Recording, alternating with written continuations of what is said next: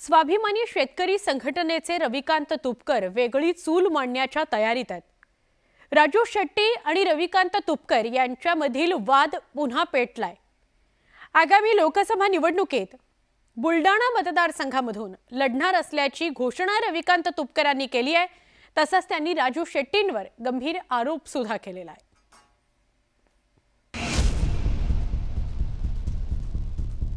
आत्मक्लेश परिवर्तन यात्रेत रविकांत तुपकर यांच्या फोटोला वगळण्यात आले।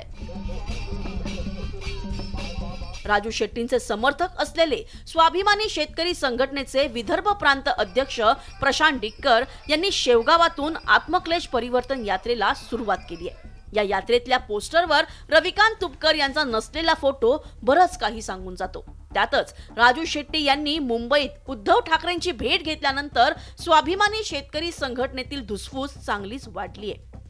रविकांत तुपकर यांनीही कुठल्याही परिस्थितीत बुलढाणा लोकसभा मतदारसंघातून लढवणार असल्याचं जाहीर केलंय।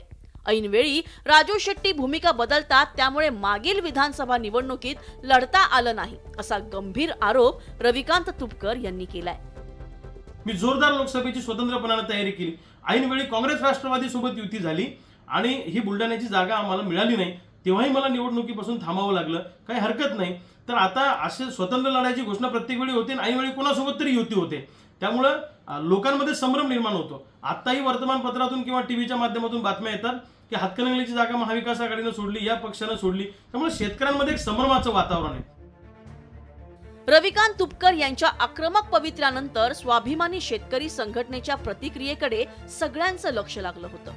मात्र शेतकऱ्यांचे प्रश्न महत्त्वाचे असून राजू शेट्टी पक्षाचे एकमेव नेते असल्याचं सांगत प्रशांत डिक्कर यांनी रविकांत तुपकर यांना अधिक महत्त्व देणं टाळलं।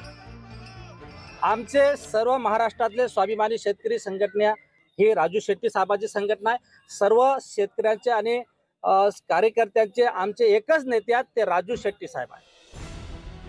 रविकांत तुपकर यांनी त्यांच्या आरोपांबाबत अजूनही शिस्त पालन समितीसमोर त्यांचा खुलासा सादर केला नाही।